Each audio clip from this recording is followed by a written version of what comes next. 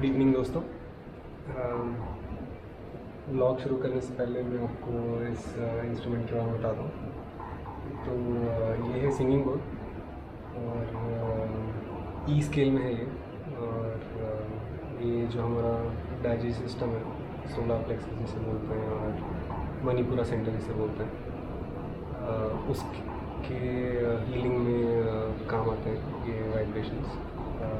तो काफ़ी स्ट्रॉन्ग होती हैं ये साउंड वाइब्रेशंस।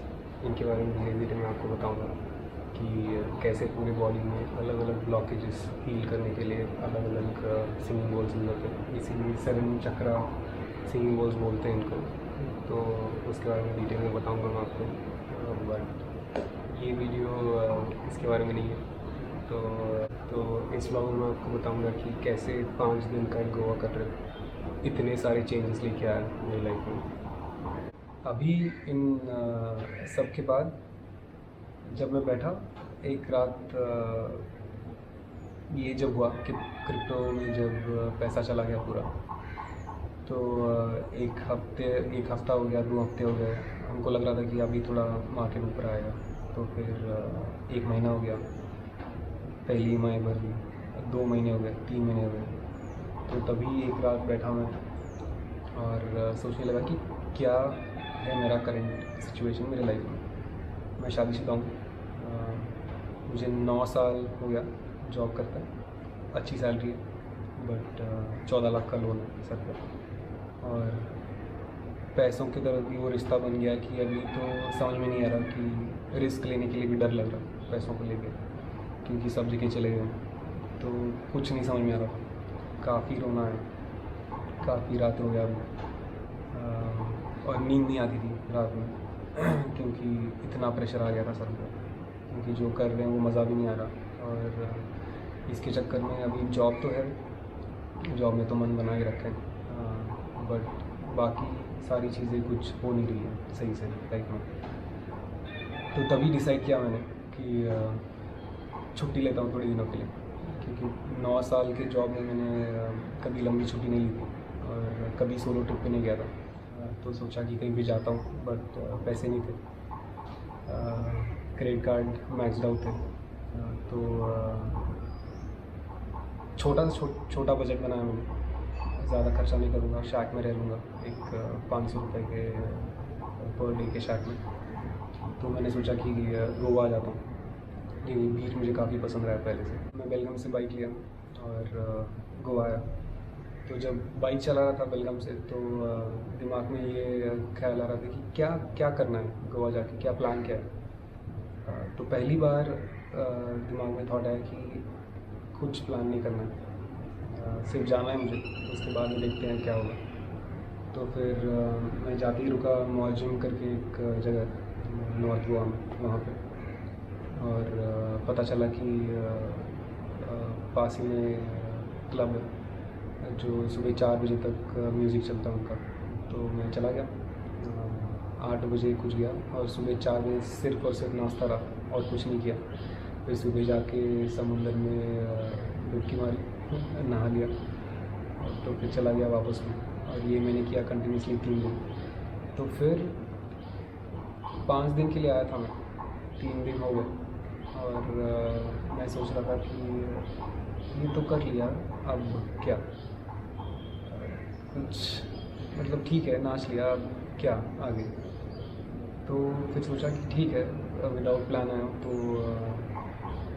बाइक लेके निकलता हूँ ऐसी रोड पर, कहाँ कहाँ छोटी गलियाँ हैं, कहाँ पहुँचाएंगी, कुछ अगर नया दिख गया तो दिख जाएगा। तो मैं बाइक लेके निकल गया।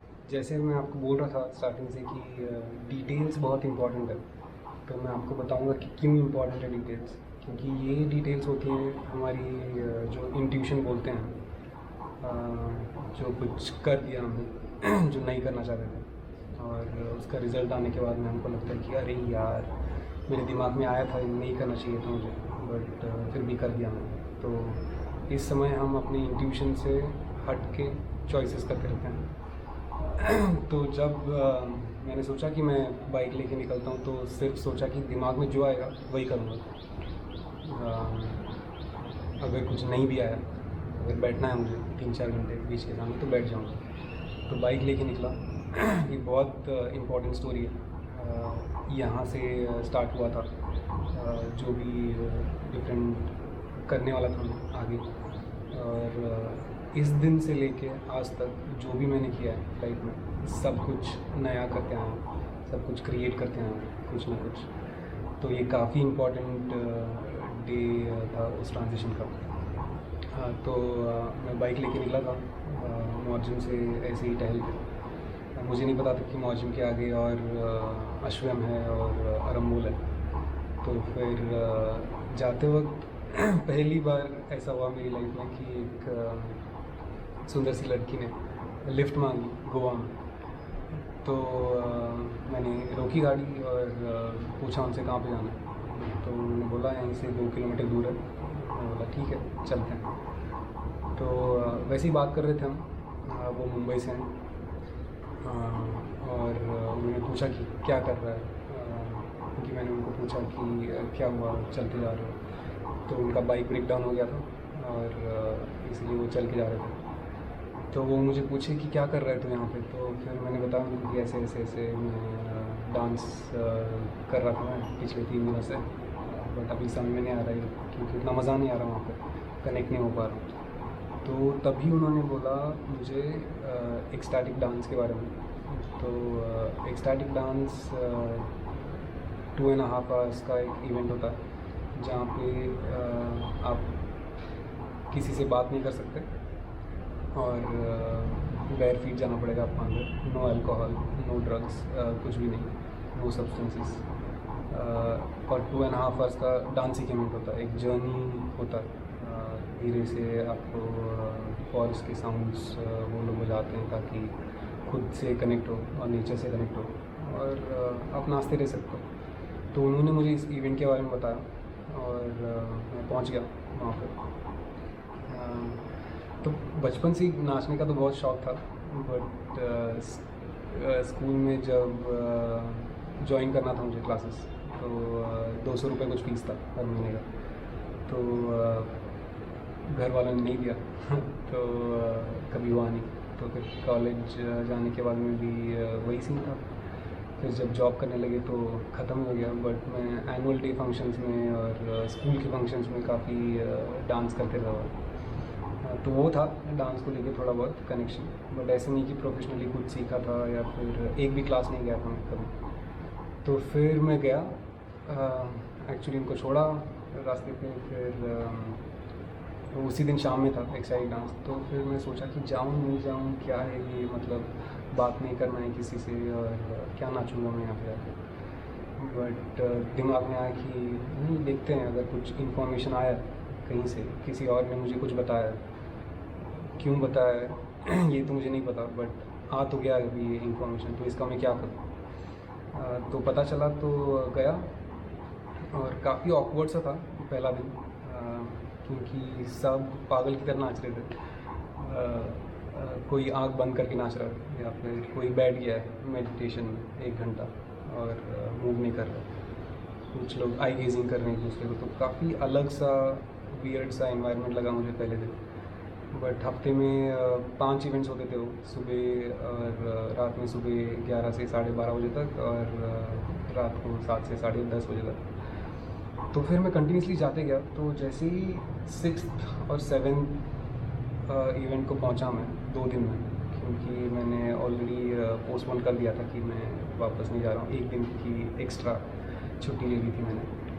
तो अगले 3 दिनों में 6 बार मैं गया, 6-7 बार। तो 7th टाइम मैंने डिसाइड किया कि मुझे आँख बंद करके नाचना है पूरे 2.5 घंटे। तो फिर मैं अंदर गया और फिर इवेंट के और 2.5 आवर्स दोस्तों मैं आँख बंद करके नाचा हूँ। और उस दिन काफ़ी अलग मूवमेंट्स आए बॉडी में, जो कभी पहले मैंने वैसे मूव नहीं किया था। कभी वैसे डांस स्टेप था ही नहीं मेरे में, पता नहीं था। 28 साल का था और काफ़ी कुछ नए मूवमेंट्स आए। तो उस रात बिल्कुल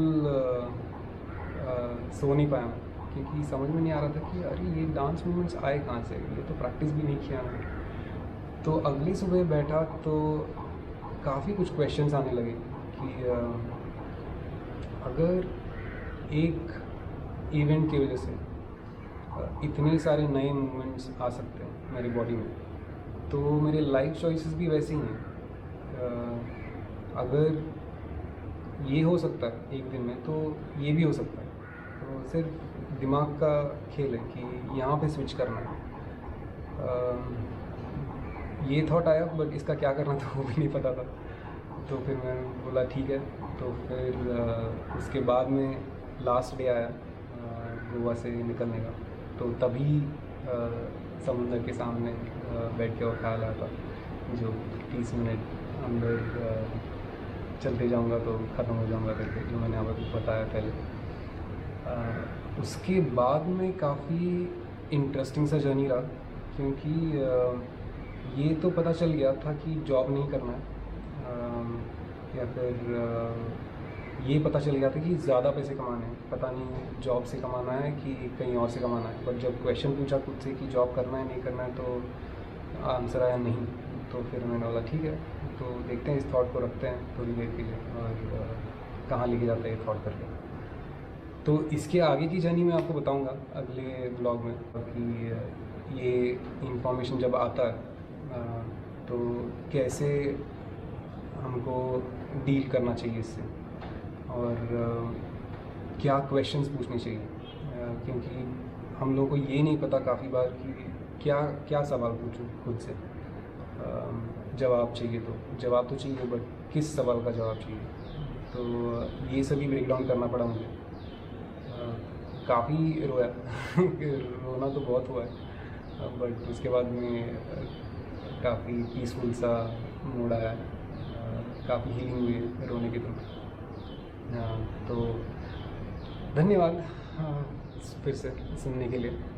और अगर आपको ये कंटेंट पसंद आया है तो प्लीज़ लाइक करें, शेयर करें और सब्सक्राइब भी करें। ऑलरेडी मुझे काफ़ी प्यार मिल रहा है इस चैनल के ज़रिए। काफ़ी लोगों से रिकनेक्ट भी हो रहा हूँ, तो काफ़ी पुराने दोस्तों से बातचीत भी हो रही है।